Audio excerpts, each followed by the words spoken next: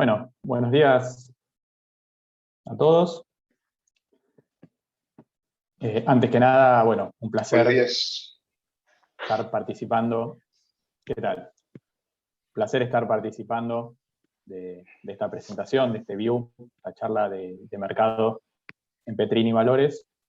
Y un poco la idea que tenemos con Federico para avanzar en esta presentación es dar un panorama general, un poco de la coyuntura macroeconómica, de los mercados, de las variables que consideramos más relevantes para tratar de armarnos un view de mercado, una presentación breve, y luego pasar, obviamente, a una ronda de preguntas para discutir un poco, bueno, lo que hemos estado charlando.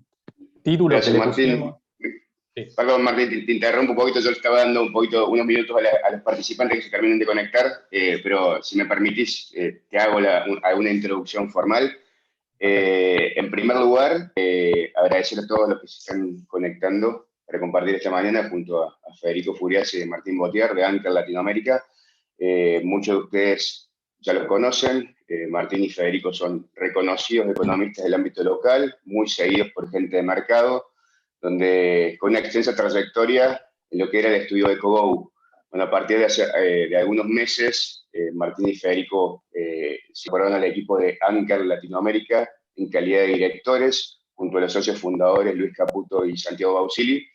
Y ahora, desde este equipo, la idea es que nos presenten un poquito su visión de Martín, que nos cuenten un poquito las principales variables macro, cómo creen que van a evolucionar de cara al ingreso del segundo semestre. Y en ese sentido, la propuesta de Petrini Valores, junto a todo el equipo que nos acompaña, Isaac Feinstein, Agustín Capra, Leticia Tolosa, Constanza Carcuri y Micaela Violet, era generar este ámbito de conversación y posterior preguntas, que creo que va a poder ser aprovechado por todos, debido a la gran experiencia y alta trayectoria del análisis y la profundidad, perdón, del análisis de Martín y de Federico. Así que creo que ahora sí, Martín, ya tenemos un buen número de asistentes. Ahora sí les cedemos el control de la pantalla y volvemos hacia el final para alguna ronda de preguntas. Agradecidos de que estén acompañando a Petrini Valores en este evento, en lo que es el primer evento de Anker con Petrini. Muchísimas gracias. No, al contrario, muchas gracias y la verdad que es un placer realmente estar participando. Un poco para comenzar el análisis, siempre en Argentina, cada vez que analizamos la macro y los mercados, siempre tenemos que tener en cuenta una variable, ¿no? Que son las elecciones, ¿no? En Argentina siempre, quizá, digo, a diferencia de otros países más estables o quizá con algunos consensos más definidos en términos de la política, en Argentina siempre tenemos que diferenciar el análisis, o por lo menos incorporar una variable diferente en lo que son los años impares, ¿no? Son las elecciones. Siempre hablamos del año electoral en Argentina, y eso ocurre cada 2 años, y siempre es una variable que tenemos que incorporar en el análisis, ¿no? En Argentina no es lo mismo analizar un año impar que un año par. Y un poco el título refleja eso, título que le pusimos a la presentación, donde hablamos de un plan electoral versus plan económico, ¿no? Y ya más o menos ponemos la respuesta antes de la pregunta, ¿no? Digamos, ¿quién está ganando, ¿no? Dentro de este plan? Si es el tan mentado plan económico que se está pidiendo y que por ahora no vemos, ¿no? Un plan económico que brinde certidumbre hacia adelante, que empiece a revertir expectativas, o si es un plan electoral orientado al corto plazo y con un objetivo muy claro. Y un poco ahí pusimos la respuesta, ¿no? Quizá antes de arrancar la presentación, que tiene que ver con la dominancia política. Entonces, si les parece, comenzamos y nos ponemos en el punto de partida, ¿no? Este gráfico lo venimos utilizando con Federico hace muchos años, y muchas veces comenzamos las presentaciones, las charlas con él.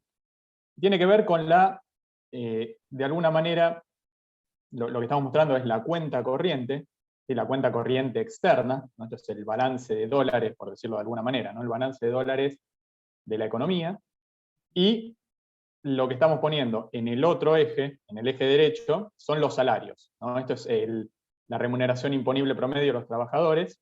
Esto es una proxy de alguna manera de lo que es el salario del sector privado registrado, y lo estamos poniendo como un índice en dólares y real. Esto es deflactado por la inflación, ¿no? Que nos mide el poder adquisitivo.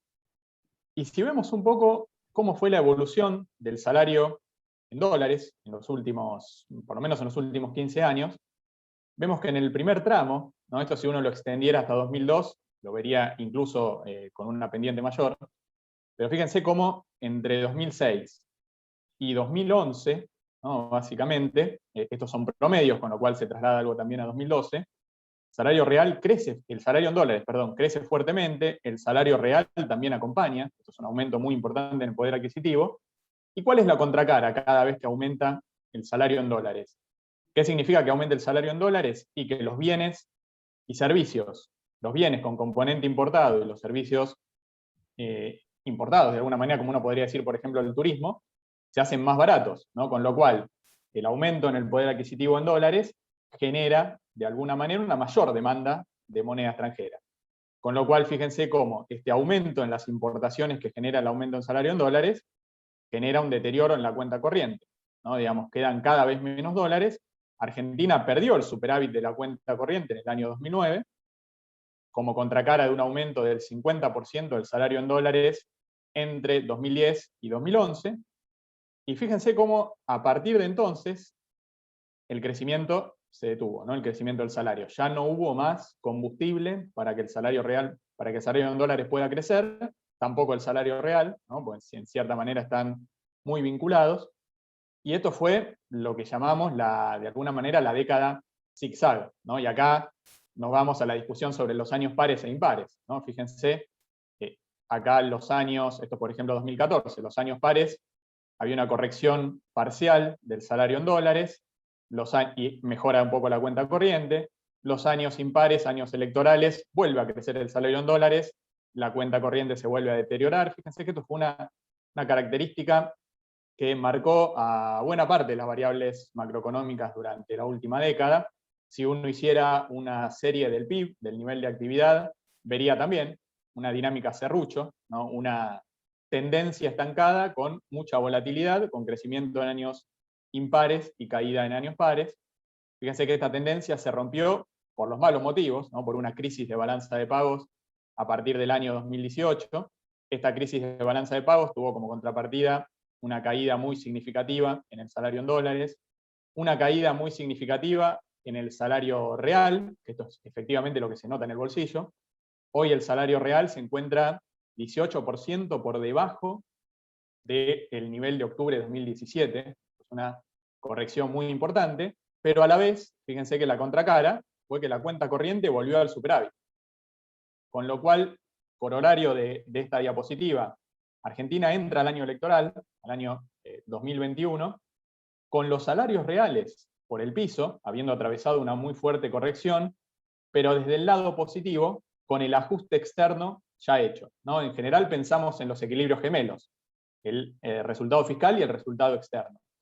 El ajuste externo, que es de alguna manera el descalificatorio, ¿no? Digamos, cada vez que hay una crisis de balanza de pagos, la política lo termina sufriendo. Eso se vio en el año, bueno, con esta corrección de 2018 y 2019, el resultado electoral de 2019. El ajuste externo en Argentina siempre es muy traumático. Se ve en un aumento en la inflación, una caída en el salario, un aumento en el desempleo. Y ese ajuste Argentina lo hizo, ¿no? Cuando hoy nos paramos a principios de 2021, bueno, Argentina, si uno tuviera que decir algo positivo, quiere decir que este ajuste está hecho, a diferencia de, por ejemplo, 2015, cuando uno decía, bueno, hay ciertos precios que se van a tener que corregir. Ahora, el signo de interrogación es, ¿está hecho en la foto? Bueno, ¿qué va a pasar en la película? No quiere decir que necesariamente eso se sostenga.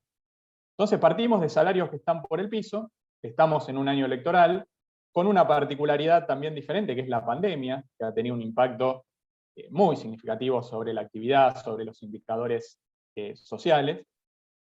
¿Y cuál es la apuesta de la política, entonces, en este año electoral? Bueno, es apalancarse en el espacio que está brindando, de alguna manera, el resultado fiscal, que ahora lo vamos a explicar, y este colchón cambiario que estamos mencionando, ¿no? Una economía que ya hizo el ajuste externo y que tiene un nivel de tipo de cambio real que es bastante razonable, ¿no? Hoy el tipo de cambio real oficial, aunque lo comparemos con la brecha, pero si lo miramos contra la historia, es un nivel bastante razonable, el tipo de cambio real oficial. En la pata fiscal, cuando miramos el presupuesto aprobado para este año, presupuesto que se aprobó en septiembre del año pasado, ¿no? Era prácticamente otra economía, ese presupuesto tiene un déficit primario de 4,2% del PIB, partiendo de 6,5% el año pasado.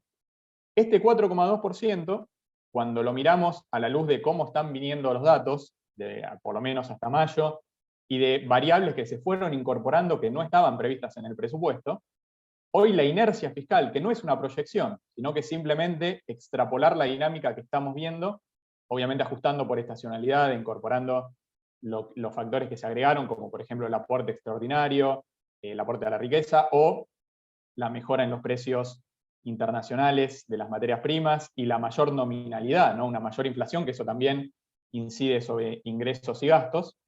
Hoy el déficit fiscal, la inercia fiscal apuntaría a 3% del PIB, con lo cual fíjense que ahí se nos abre una brecha, se abre un gap de 1,2% entre el número autorizado por el presupuesto y la inercia fiscal, ¿no? Este 3%.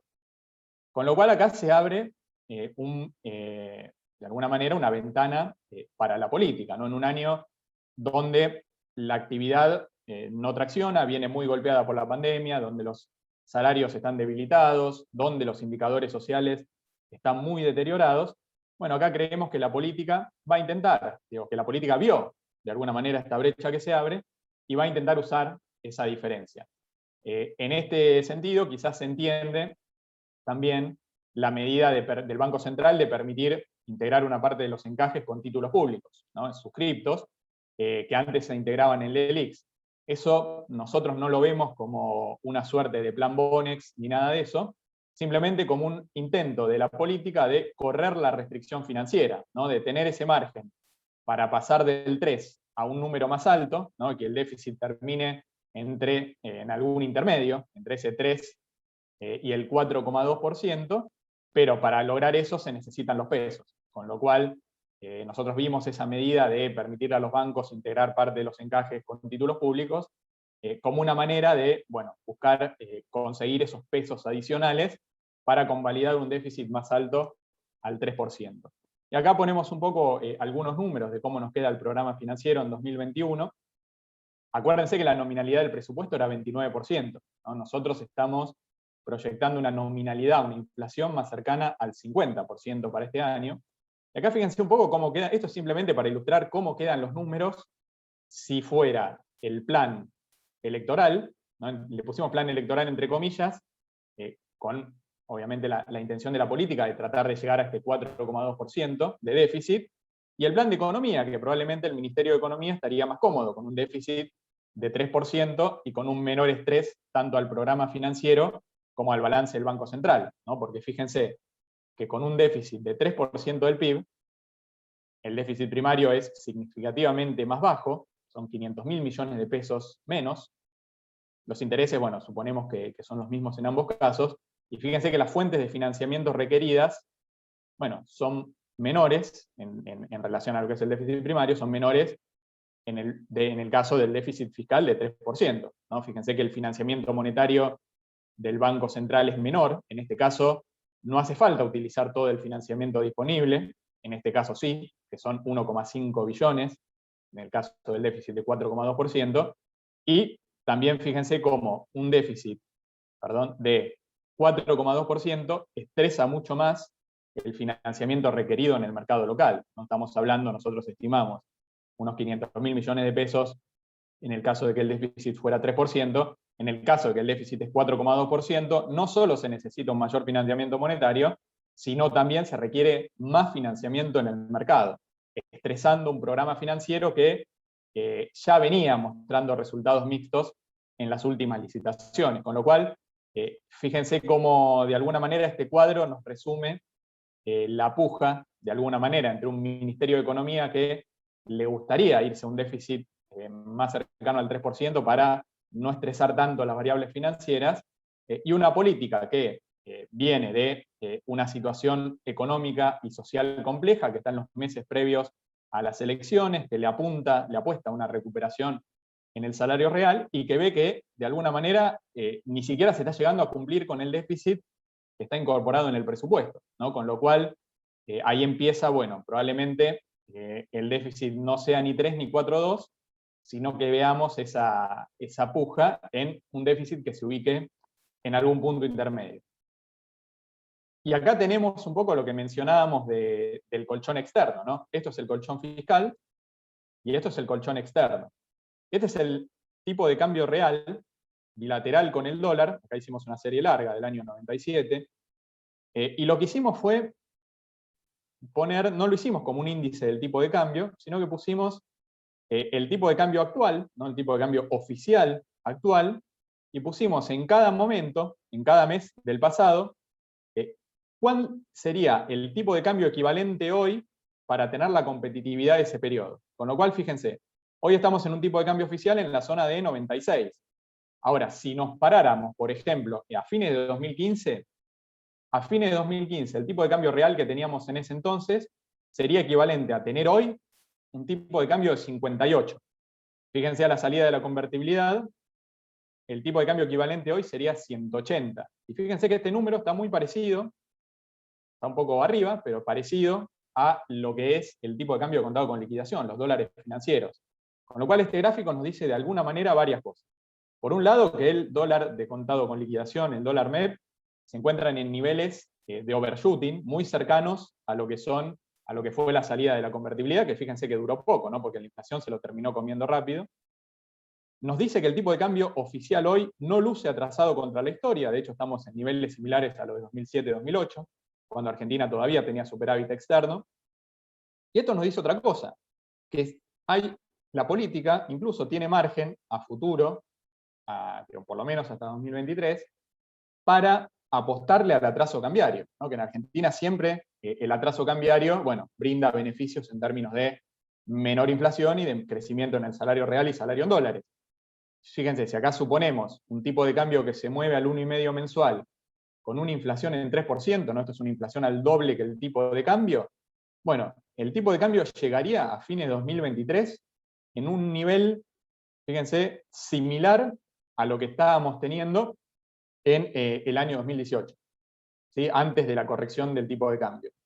Con lo cual, esto de alguna manera nos dice, bueno, hoy el tipo de cambio real no está atrasado, y probablemente la intención de la política, no quiere decir que sea lo que vaya a pasar, pero la intención de la política puede ser apuntarle a intentar el camino del atraso cambiario, y algo de margen hay. Ahora, hoy tenemos, más allá de que está operando el ancla cambiaria y el ancla tarifaria, ¿no? Y el tipo de cambio se está moviendo en la zona de 1,2% mensual, tipo de cambio oficial, contra 4% que se estaba moviendo en enero. Las tarifas también están operando como ancla, eso es un clásico de los años electorales en la Argentina, pisar dólar oficial, pisar tarifas, y que el salario real, de esa manera anestesiar la inflación y que el salario le pueda ganar a la inflación. Ahora bien, cuando vemos la base monetaria, ¿no? Que uno podría decir, bueno, es un indicador de oferta monetaria, la base monetaria se encuentra en términos nominales en los mismos niveles de fines del año pasado. Lo que está creciendo son los pasivos remunerados, ¿no? Todos los pesos que se fueron emitiendo se esterilizaron. Se fue, bueno, obviamente generando una mayor concentración del ELIX. Ahora, más allá de eso, la inflación sigue en niveles elevados, ¿no? Mayo está en la zona, el dato fue 3,3%, venía de 4,8 en marzo, 4,1 en abril. Y acá el problema, y en la Argentina suele ocurrir esto, ¿no? Uno dice, los economistas vemos que la inflación surge de desbalances en el mercado monetario, obviamente con desfasajes, desbalances entre oferta y demanda. En Argentina no se le suele dar mucha importancia a la demanda, se mira mucho la oferta, la emisión monetaria, pero a nuestro juicio, digamos, lo que explica en gran medida los eventos cambiarios o la dificultad para bajar la inflación, la inercia inflacionaria, son problemas de demanda, ¿no? Es una demanda de dinero muy débil, una demanda que sigue cayendo, ¿no? Y eso se traduce en una inflación que sigue de largo, más allá de que la oferta monetaria, que los pesos en la calle, se mantengan constantes en términos nominales, que eso es una caída, obviamente, en términos reales.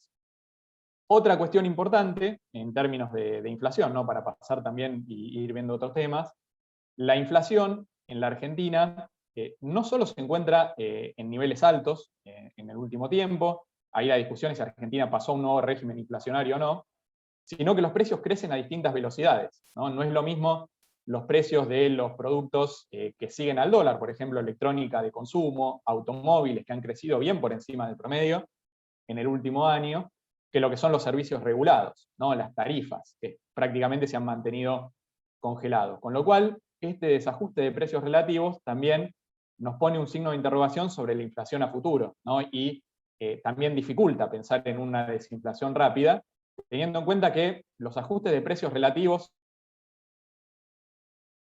subiendo y otro precio bajando. En Argentina, al estar en una situación de inercia inflacionaria tan significativa, el ajuste de precios relativos no se da con un precio bajando o uno subiendo, sino con todo subiendo y uno subiendo menos que otro, ¿no? Con lo cual, eso termina retroalimentando también la inflación y poniéndole un piso importante. Y acá ya para ir cediendo la palabra a Federico, esto es también un poco la recomposición de reservas netas, el colchón que fue generando el Banco Central en los últimos meses, ¿no? Para, obviamente, apalancarse y tener también este espacio para intentar mantener el dólar anestesiado en los próximos meses, en el cronograma electoral.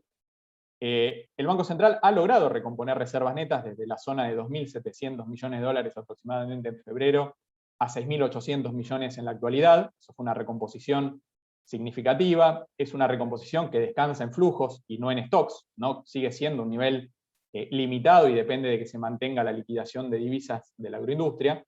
Pero fíjense cómo acá lo que estamos poniendo, las barras grises, están vinculadas al efecto precio de las importaciones. Y la barra azul son las compras netas mensuales del Banco Central en el mercado de cambios. ¿Qué nos están diciendo la barra, cómo se interpreta la barra gris, este 1784 de mayo? Esto quiere decir que si en mayo de 2021 los precios de las exportaciones hubieran sido los mismos que los de mayo de 2020, las exportaciones hubieran sido 1.784 millones de dólares menores en valor que lo que efectivamente fueron. Con lo cual, fíjense el enorme impacto y la enorme relevancia que tuvo el efecto precios, sobre todo de la soja y del maíz, en la recomposición de reservas del Banco Central, ¿no? Hoy el escenario macroeconómico sería muy distinto si no hubiéramos tenido esta mejora en los precios internacionales. Esto es muy importante tenerlo en cuenta, ¿no? Digamos, hoy la situación es muy distinta y esto hace unos meses, ¿no? Cuando uno se paraba en octubre o septiembre del año pasado, esto era muy difícil de proyectar, ¿no? Fue de alguna manera un shock que impactó y que terminó generando que el Banco Central pueda recomponer reservas netas que venían muy debilitadas, y eso a su vez dio margen también en el año electoral para sostener este programa que nosotros de alguna manera lo resumimos como poner plata en el bolsillo de la gente, sujeto a que el dólar se mantenga controlado.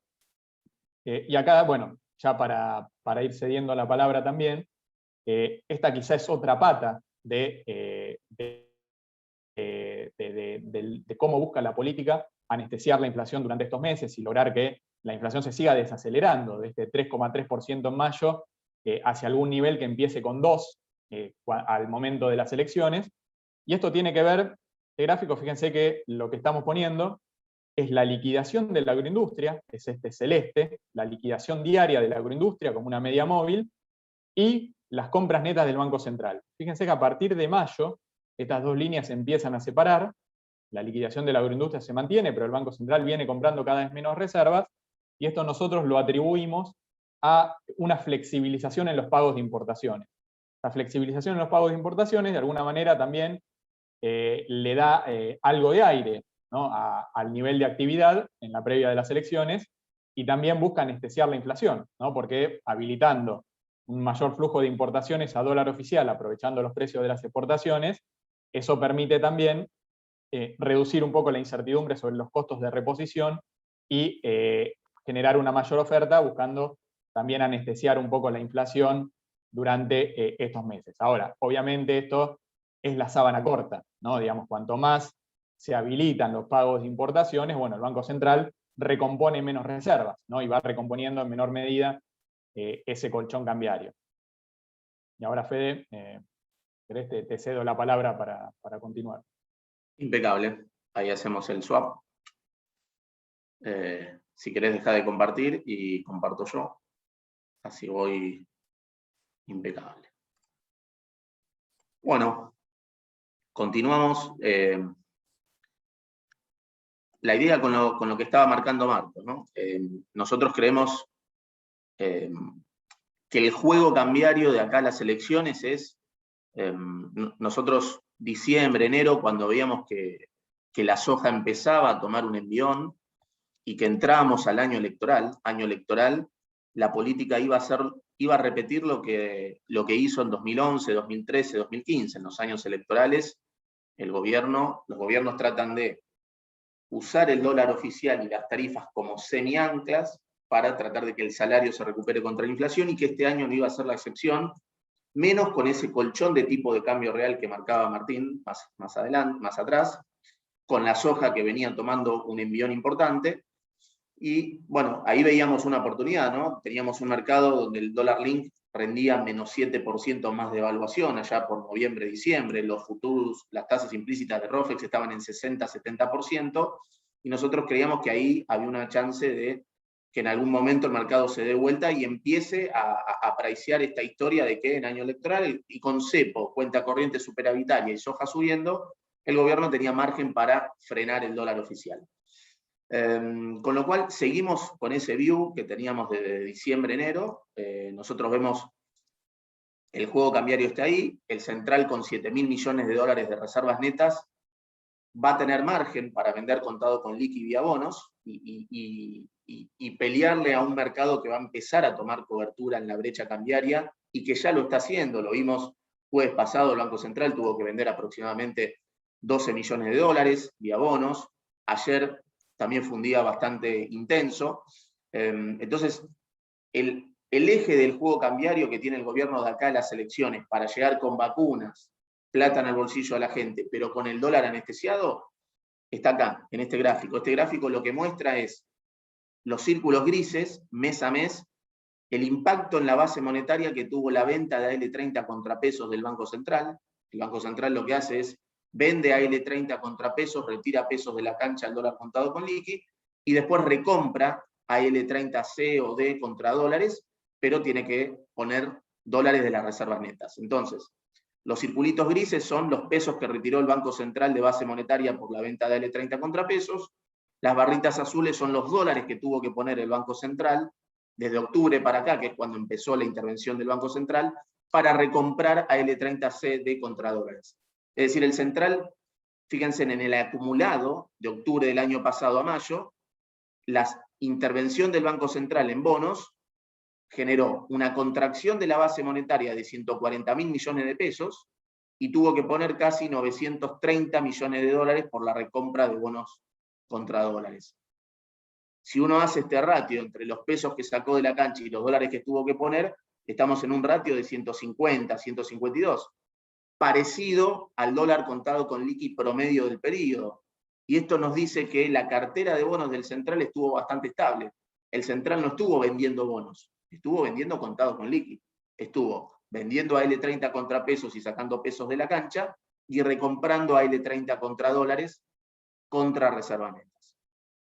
En junio venía muy tranquilo el tema. Semana pasada, en jueves, con la presión que estamos viendo en la brecha cambiaria, producto de un mercado que empieza a tomar cobertura, después de meses de estar long car y long pesos, bueno, el central estuvo interviniendo, y nosotros vemos que acá el central con 7.000 millones de dólares hoy en reservas netas, tiene margen como para seguir de alguna manera moderando la presión alcista que vamos a tener en el contado con liqui de acá a las elecciones. Con un dólar oficial viajando al 1% mensual a noviembre, nosotros vemos todavía el dólar oficial de noviembre bien abajo de lo que marcan los futuros y el mercado de bonos. El mercado de bonos está en 106, 107, ROFEX está en 109, nosotros vemos dólar promedio noviembre en 103. No vemos salto discreto del tipo de cambio en diciembre, como espera buena parte del mercado. Creemos que la política, digamos, quizás el central lo que hace es acelerar en el margen el crawling para recuperar colchón cambiario, pero no vemos un salto discreto del tipo de cambio. Y creemos que en algún punto el gobierno tiene cierto margen para evitarlo, siempre y cuando esté la expectativa de un acuerdo con el fondo, ¿no? Un poco, bueno, esta fue la historia de la composición de los factores de explicación de las reservas en mayo. Las compras de divisas fueron de 2.000 millones de dólares y el Banco Central recompuso reservas por 1.600 millones de dólares, pago a organismos por 400 millones de dólares, y después tuvimos otros factores.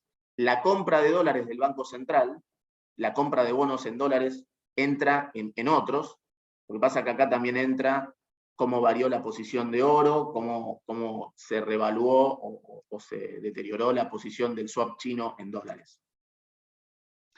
En mayo el Banco Central estimamos que usó 70 millones de dólares para comprar bonos, pero lo que hubo es un aumento en las reservas por la posición en oro, el precio del oro subió, y porque también se revalorizó el yuan contra el dólar, con lo cual eso también generó un efecto expansivo en las reservas brutas.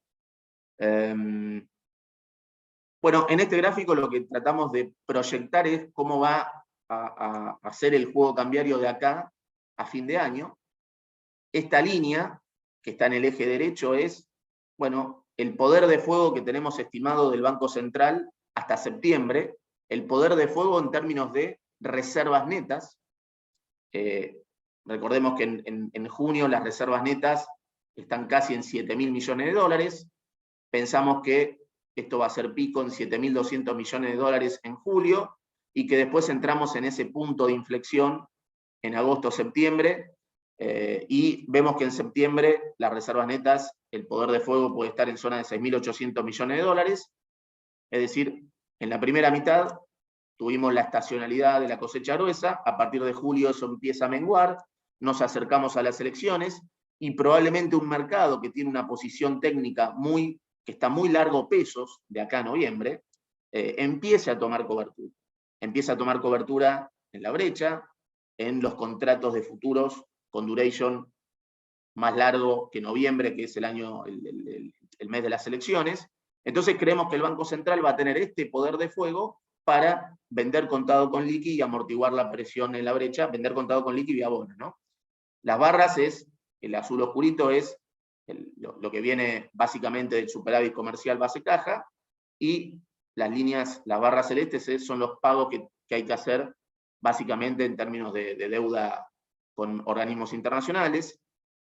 Obviamente el Club de París no lo ponemos, se va a hacer el pago de los 430 millones de acá a marzo del año que viene. No pusimos los vencimientos de capital de septiembre y diciembre con el Fondo Monetario por 3.700 millones de dólares, porque pensamos que el gobierno va a usar los 4.300 millones de dólares de la ampliación de DEX para hacer frente a esos vencimientos de capital, y también para hacer frente al vencimiento de capital que hay en enero. Marzo hay un vencimiento fuerte, y ahí ya el gobierno no va a tener la ampliación de DEX, sino que lo vemos ahí como un punto donde el gobierno tendría que ir cerrando un acuerdo con el fondo, porque si no, podemos entrar en una zona de distrés. Bueno, y ahora la idea es bajar a los mercados, ¿no? En este view lo que vemos básicamente es el Banco Central con margen para darle pelea a la presión en el contado con liqui acá a noviembre. La ley de noviembre pricea un contado con liqui break-even en 195. Nosotros lo vemos por debajo de 195 el contado con liqui a noviembre. El dólar oficial lo vemos en 103 a noviembre, viajando a un ritmo de 1% mensual. La inflación la vemos desacelerando transitoriamente en este escenario a un piso de 2,8 en la previa de las elecciones. Junio todavía va a estar arriba de 3 o en zona de 3. Y la tasa de interés, bueno, hoy la tasa de interés de la ley de noviembre es consistente con un ritmo mensual de 3%, con lo cual hasta ahora la historia fue inflación le ganó a la tasa le ganó al dólar oficial. Ahí vemos cierta chance de que en los próximos meses la tasa le empiece a ganar a la inflación si la inflación baja a la zona de 2,8, ¿no? Con ese supuesto. Bajando ya los mercados, un poco como introducción lo que vemos que está pasando en el contexto internacional. Lo que vemos con esta decisión de la Reserva Federal de Estados Unidos, que en el último comunicado, básicamente lo que cambió de marzo a junio fue, bueno, algunos participantes ya empiezan a ver un hike de tasas para 2023, básicamente la mediana de las proyecciones de tasa ve 2 subas de tasas de 25 puntos básicos hacia fin de 2023. Nosotros interpretamos como que la Fed está abriendo el paraguas, teniendo cierto sesgo hawkish, es decir, que empieza a alertarse por la inflación en el mediano plazo, es decir, abre el paraguas para subir tasas en 2023, pero ¿para qué hace esto? Hace esto para no perder credibilidad y seguir siendo muy dovish en el cortísimo plazo, es decir, seguir siendo muy expansivo monetariamente en el corto plazo, sobre todo en lo que tiene que ver con la compra de bonos del Tesoro de Estados Unidos. Y la razón de eso, la reflejamos en este cuadro, tiene que ver con que el déficit fiscal en Estados Unidos subió a 15 puntos del producto el año pasado. Eso es oferta de bonos, de treasuries. Básicamente la Fed financia todo el déficit con oferta de bonos. La tenencia de treasuries de Japón, China, Inglaterra, que son los jugadores principales, está básicamente flat en el último año. Y la que incrementó fuerte la tenencia de treasuries es la Fed, con los programas de compra de bono del Tesoro, con lo cual, si la Fed desarma rápidamente esa posición, fíjense en que básicamente la demanda de treasuries de la Fed explicó casi el 50% del déficit fiscal. Si la Fed retira rápidamente ese programa de compra de bonos, y Estados Unidos no corrige el déficit, y China y Japón no incrementan su posición como viene pasando, puede haber una presión alcista muy fuerte en las tasas largas de Estados Unidos, que es donde se financia Estados Unidos. Y eso me parece que es el principal factor para explicar por qué la Fed va a seguir siendo dovish en el corto plazo. Pero para que tenga margen para hacer eso, necesita, con una inflación que corre al 8,3 anualizado, necesita dar una señal de que estamos alerta a lo que está pasando con la inflación. Bajar dólar Argentina, lo que vemos es que básicamente hay mucho valor en el Excel en términos de current yield, convexidad, time value, pero la posición técnica juega en contra, es decir, no vemos todavía, en lo que tiene que ver con contactos con los fondos de afuera, que hay una decisión muy firme para incrementar posición en la cartera de bonos de Argentina, ¿no? Entonces, eso es un factor muy importante, porque puede haber valor en la curva hard dólar, y nosotros pensamos que definitivamente hay valor a estos precios, pero los precios pueden estar en estos niveles por un tiempo mayor a lo que puede tolerar la aversión al riesgo del inversor, porque la posición técnica todavía nos juega a favor. ¿Puede haber cosas que cambien esa posición técnica en contra? Sí, básicamente un acuerdo con el fondo sólido puede ser un game changer, y la otra, bueno, es un resultado electoral que pricea alguna expectativa de cambio político hacia noviembre de 2023. Eso puede ser un catalizador, pero no vemos que eso se transforme en euforia, ¿no?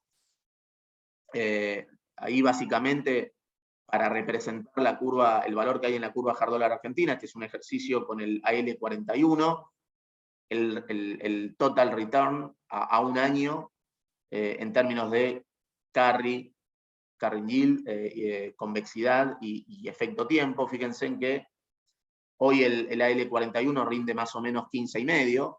Pusimos el retorno total para distintos escenarios de tasa risk-free de Estados Unidos y de spread entre el AL41 y un treasury de 7 años, ¿no? Si de acá a un año las tasas de descuento, la yield del AL41 se mantiene en los niveles actuales, el AL41 genera un retorno total de 16% en dólares, por el efecto valor-tiempo que tienen los bonos argentinos, y porque este es un bono que empieza a pagar cupón de 2,5, que a los precios actuales es un carrying yield de 7%. Entonces, definitivamente hay valor en la curva hard dólar, pero eso no significa que los precios tengan un upside de corto plazo nítido, porque la posición técnica por ahora la vemos que juega en contra. Pasando a la curva de pesos, esta es la curva de LED tasa fija, con las tasas implícitas de ROFEX y la curva de forwards. Básicamente lo que vemos es que el dólar break-even que hay en las LEDs largas es bastante interesante, teniendo en cuenta el poder de fuego que tiene el Banco Central para vender contado con liqui, por la posición a reservas netas en 7.000 millones de dólares. La inflación break-even entre la LED y la LECER está bastante fair, pero si la inflación baja a la zona de 2.8, puede haber cierto espacio para poner una ficha en tasa fija versus inflación. Pero digamos, en términos de duration, la verdad que el sintético de pesos, shorteando el dólar link a noviembre, perdón, con una posición long en dólar link a noviembre, calzada con el short en una posición de futuros ROFEX a noviembre, eso vino dando tasas efectivas anuales del 50%, ahora empezó a bajar un poquito porque están bajando los contratos de futuros de noviembre, pero esa es una linda tasa que se puede hacer para ese plazo de duration. Obviamente que esto tiene riesgo mark to market, pero por ahora los futuros vienen en la dirección correcta si estamos short noviembre.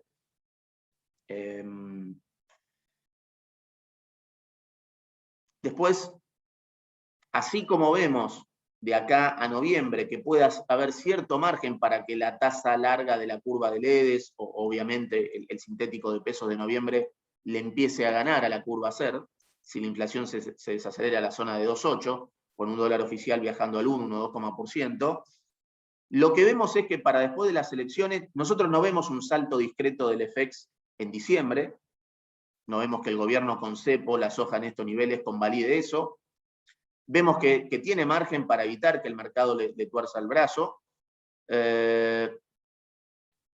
probablemente la inflación se vuelva a acelerar en el primer trimestre de 2022, pero tampoco vemos que digamos, en nuestro escenario base no hay un salto brusco del tipo de cambio ni en diciembre, ni en el primer trimestre de 2022.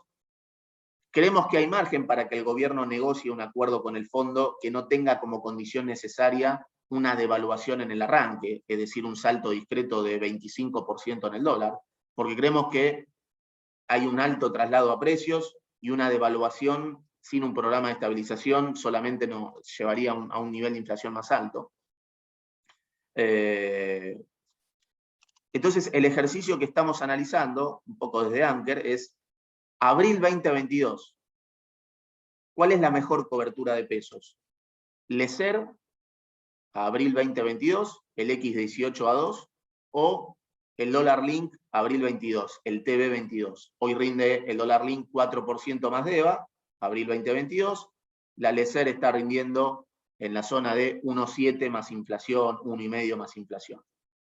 Nosotros veníamos marcando porque hace un par de semanas estaban pagando parecido dólar link y LECER abril 2022. Nosotros pensamos que eso no estaba bien priceado, que la apreciación real del tipo de cambio oficial llegó para quedarse, con lo cual el dólar link tendría que pagar más en términos relativos que la curva SER. Entonces, hoy hay un spread de 2,7% entre el dólar link y lo que paga el dólar link y lo que paga la curva SER abril 2022. Entonces lo que hicimos es un ejercicio, supongamos una trayectoria de dólar oficial e inflación de junio 21 a abril 2022, el dólar oficial viajando al 1% a octubre, 2,5 en noviembre, 3 en diciembre y enero, acelerar en el margen el crawling, pero sin un salto discreto, para después volver a anclarlo al 1,5 en febrero y marzo, una inflación que sigue en 3% en junio y julio, que agosto, septiembre, octubre baja transitoriamente al 2,7, pero después se vuelve a acelerar en el primer trimestre. Entonces, lo que tratamos este ejercicio es mostrar, bueno, si este es el escenario, si esta es la simulación, ¿cuál tendría que ser el salto discreto en el tipo de cambio oficial en abril de 2022 para justificar el spread actual que pricea la curva de pesos en términos de un dólar link pagando 4 y pico más de EVA y una curva SER pagando 1,5, 1,7 más inflación. Y fíjense que para justificar ese spread, esa sobretasa actual que paga el dólar link versus la curva SER abril 2022, tendría que haber un salto discreto del tipo de cambio oficial de 17,2%. Para tener una idea de magnitud, la devaluación de Kicillof de enero 14 fue de casi 24%, parecida también en términos de magnitud relativa lo que fue el salto del dólar de septiembre de 2018 y el de agosto de 2019. Fueron saltos del dólar de 24-25%. Es decir, a los precios actuales, para tener una cobertura de pesos en dólar link versus la curva SER, abril 2022, uno tiene que suponer que va a haber un salto discreto del tipo de cambio oficial, abril 22. Y tiene que estar muy cerca de la maturity del instrumento dólar link, porque Argentina tiene tipo de cambio real alto, tiene un alto pass-through, con lo cual la devaluación enseguida se traslada a precios. Eso es algo que juega a favor de la cobertura SER, porque la cobertura SER a la larga te da cobertura FEX.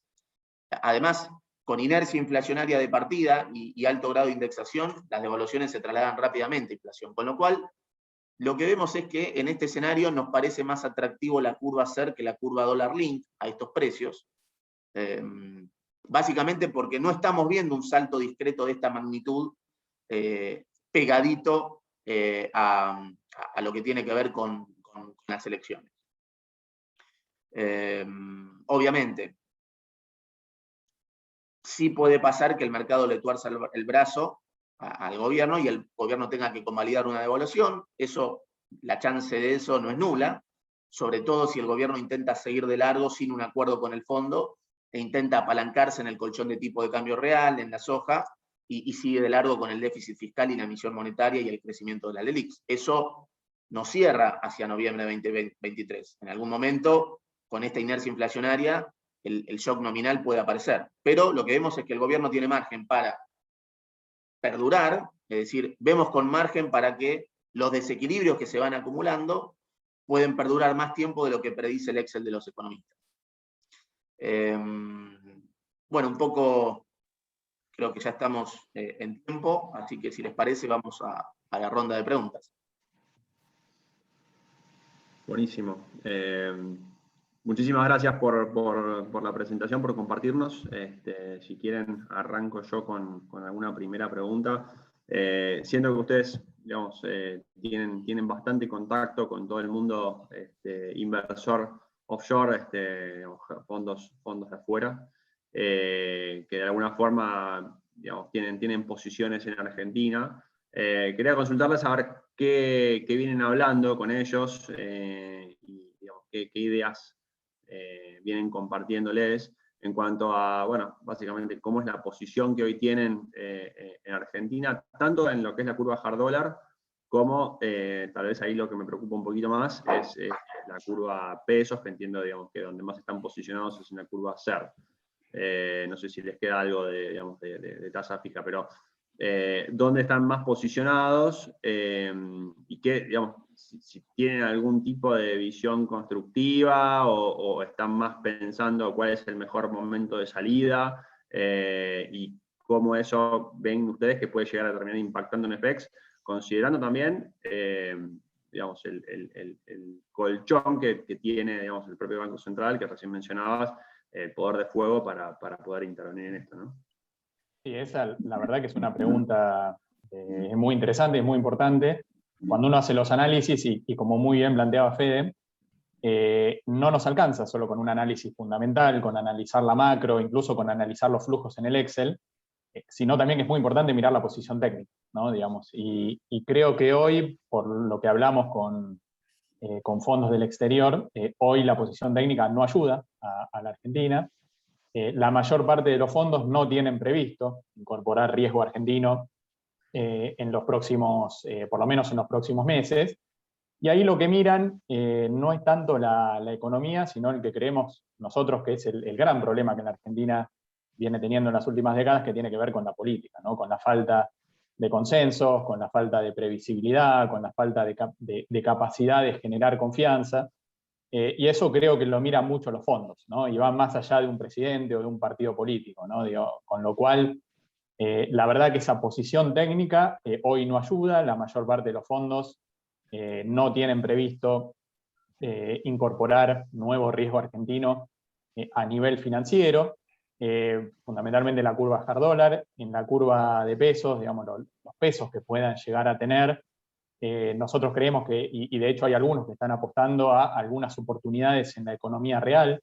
Ahí el gran problema que tienen los fondos con los pesos es que, dado el tamaño del mercado de contado con liquidación, y dada la cantidad de pesos que tienen, a ellos les resulta muy difícil salir y desarmar posiciones, ¿no? Por una cuestión de que una salida abrupta generaría una presión muy significativa sobre el precio del contado con liquidación y licuaría sus tenencias, con lo cual, desde ese punto de vista, hoy la posición técnica no ayuda, y me parece que mientras no tengamos señales a nivel de la política, ¿no? En términos amplios, y una mayor previsibilidad a futuro, bueno, va a ser difícil, ¿no? Que estos fondos busquen incrementar su posición en activos locales. Y eso, de alguna manera, es una mala noticia, ¿no? Para pensar en un rally o en una euforia financiera, por lo menos en el corto plazo.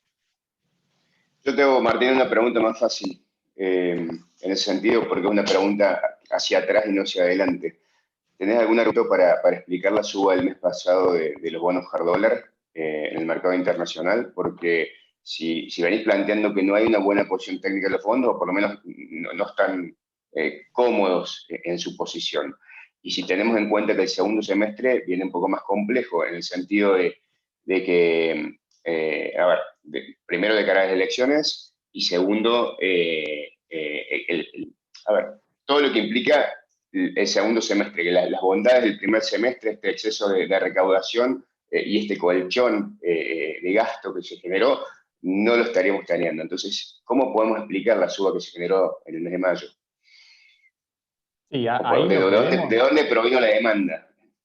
sí, ahí lo que vemos es que fue, por lo menos de las charlas que hemos tenido con los fondos del exterior, creemos que fue traccionada por mercado local, ¿no? Digamos, básicamente, que no hubo incremento de posiciones del exterior, fundamentalmente con una posición técnica, ¿no? Nuevamente, que no ayuda en el caso de los fondos. A los fondos les gustaría tener menos exposición de la que tienen actualmente, con lo cual creemos que fue traccionada por mercado local, y ahí también un poco lo que mencionaba Fede, ¿no?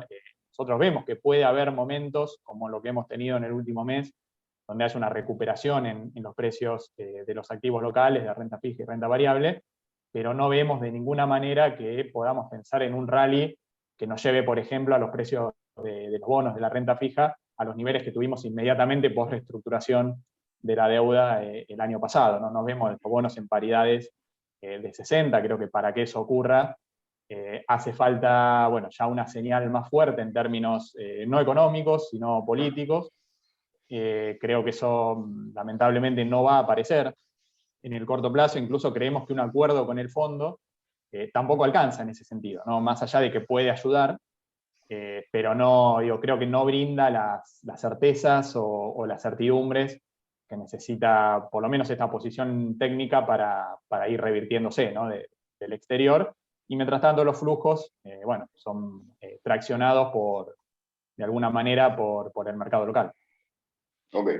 Y ahí un poco, así como en relación a lo que pudimos ver en nuestros contactos ahí con fondos de afuera, así como el driver fue el mercado local, y con un price action que jugó mucho a favor también, porque la suba generó más suba después en la curva hard dólar, lo que estuvimos viendo estos días es que con los contactos que tenemos fondos no se concentró la demanda de contado con liqui con fondos de afuera, sino que la vimos más que nada concentrada en el mercado local. Los fondos de afuera tienen más o menos una posición de 3.200 millones de dólares en lo que es el mundo pesos, básicamente concentrada en la curva CERT, X22, 23, 24, y como decía Martín, ahí hay un problema básicamente, por más que quieren salir, no pueden, por una cuestión de liquidez. Llevaría el contado con liqui muy alto y sería un problema para ellos mismos, con lo cual están atrapados. Por eso, digamos, nosotros hay ciertos negocios donde esos pesos que están atrapados los tratan de canalizar a la economía real, con lo cual, bueno, ahí hay un punto de liquidez, que es donde están atrapados. El gobierno intentó darle salida con las operaciones de conversión de títulos en pesos a hard dólar octubre y noviembre del año pasado, pero claramente eso tiene un costo muy alto hacerlo a estas tasas.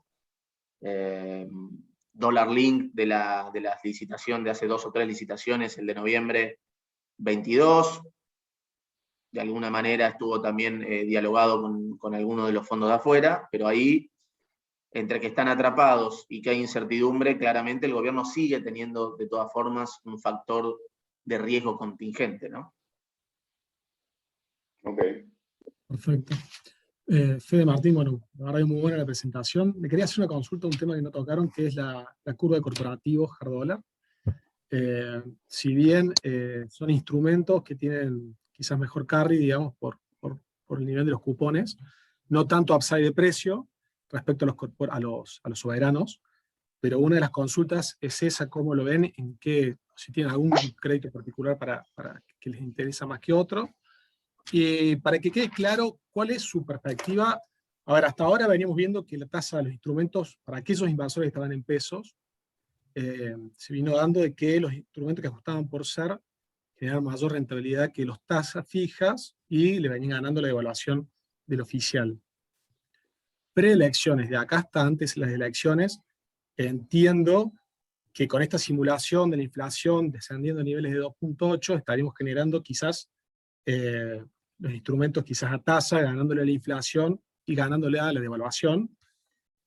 ¿Cómo lo ven en ese sentido al contado con liquidación, al dólar net también, y post-elecciones?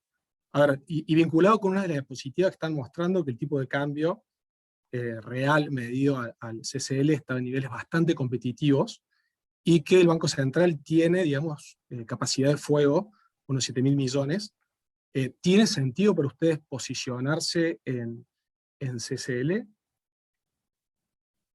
Bueno, buen punto, Agustín. Respecto del mundo corporativo, básicamente nos gusta como diversificador del riesgo soberano, porque creo que, digamos, uno puede encontrar riesgo de créditos muy buenos, sobre todo compañías que están con un flujo muy linkeado, dolarizado prácticamente. Particularmente los sectores transables son los que nos gustan, o sectores energéticos, y donde claramente el potencial ahí es el carry. De pronto tenés cupones de 7%. Si bien los precios están en zona de 90, como bien marcaste vos, hay menos potencial de ganancia de capital, pero sí podés combinar un buen crédito de una compañía que tiene un flujo dolarizado con un carry interesante, como un complemento de la cartera soberana. Respecto de lo que marcabas, sí, a noviembre hay una chance de que la inflación se desacelere transitoriamente al 2.8. En ese sentido, la tasa fija de la curva de LED es larga, el sintético de pesos es el instrumento para jugarle a ese escenario.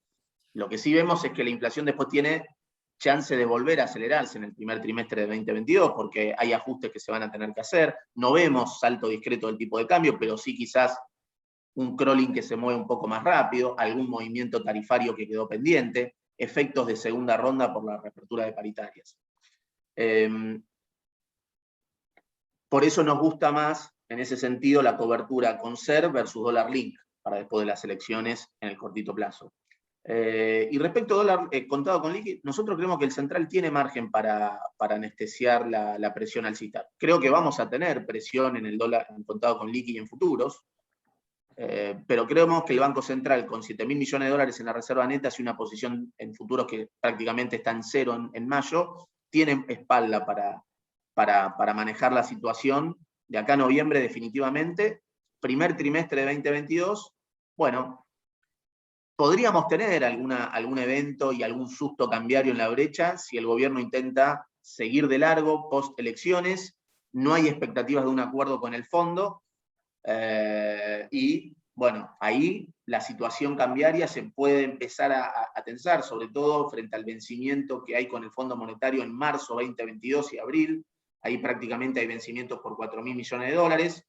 No vamos a tener el maná del cielo de los DEX para hacer frente. Las reservas netas probablemente van a llegar mucho más golpeadas por todo lo que tuvo que vender el Banco Central, probablemente en contado con liqui. Con lo cual ahí hay chance de que si el gobierno no trata de acordar con el fondo, tengamos alguna presión en el contado con liqui. Aún con el central con margen para surfear la situación. Con lo cual, digo, en 160, 165, digo, el contado con liqui creo que puede ser una cobertura, quizás no garpa en el corto plazo, pero a la larga, obviamente, es una parte de la cartera que tiene que estar diversificada, definitivamente. Sí, ahí efectivamente, coincidiendo con lo que dice Fede, creemos que el gobierno va a usar, tiene algo de margen, no en términos de reservas netas, en espalda de futuros, que va a usar ese margen en la previa de las elecciones, que es un margen acotado cuando uno lo mira quizá contra lo que eran los niveles de reservas netas hace algunos años, pero que es un margen que, bueno, concentrado en unos pocos meses, puede estar. Creemos que ahí el gran objetivo del gobierno es evitar un evento cambiario. Ahí también se puede leer, por ejemplo, el anuncio, la noticia en torno al Club de París, ¿no? Ahí el gobierno lo que buscó justamente fue evitar un evento que podría haber venido, ya sea por un default, con las consecuencias geopolíticas que se hubiera tenido, como a su vez por un pago en efectivo, ¿no? Pagar 2.400 millones de dólares en efectivo en una cuota hubiera implicado consumir un tercio del stock de reservas, con lo cual eso hubiera debilitado todavía más el balance del Banco Central. Con lo cual, digamos, vemos que todas las decisiones de política apuntan justamente a intentar evitar un evento cambiario.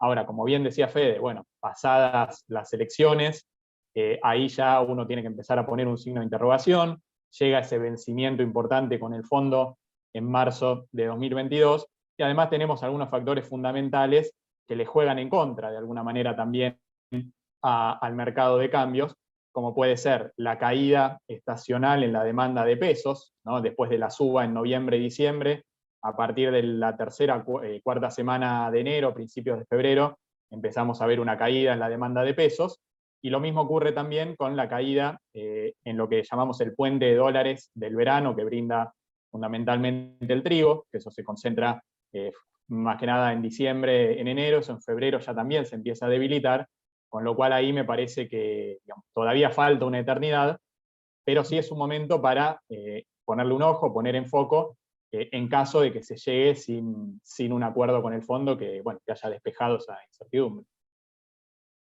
Ahí es importante, es muy interesante la pregunta. Y una posibilidad, un juego que puede ser interesante es llevar pesos hacia bonos en dólares, hacia la curva hard dólar.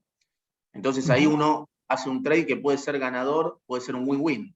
En un escenario bueno, donde empieza a haber potencial en la curva hard dólar, o porque hay una perspectiva de cambio político, porque hay un acuerdo con el fondo que genera expectativas, la brecha puede bajar, pero los bonos en dólares tendrían upside.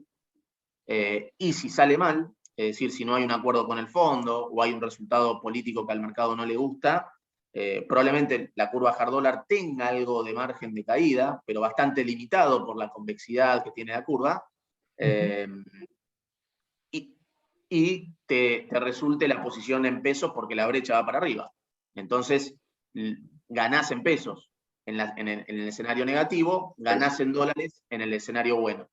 Entonces, esa puede ser una buena apuesta para diversificar la cartera en ese sentido. Ahora, en lo estructural lo que vemos nosotros es que la apreciación del tipo de cambio real llegó para quedarse, que es un modelo de apreciación del tipo de cambio real y de brecha alta, con lo cual nos gusta más la cobertura en brecha que la cobertura en dólar oficial, nos gusta más la cobertura SER que la cobertura dólar link, y obviamente hay espacios donde, bueno, tenés el arbitraje finito de, bueno, la tasa en algún momento le puede ganar a la inflación, como puede pasar ahora, pero en lo estructural es un escenario donde probablemente la inflación le gana a la tasa le gana al dólar oficial, con brecha alta y con un tipo de cambio real que se va apreciando.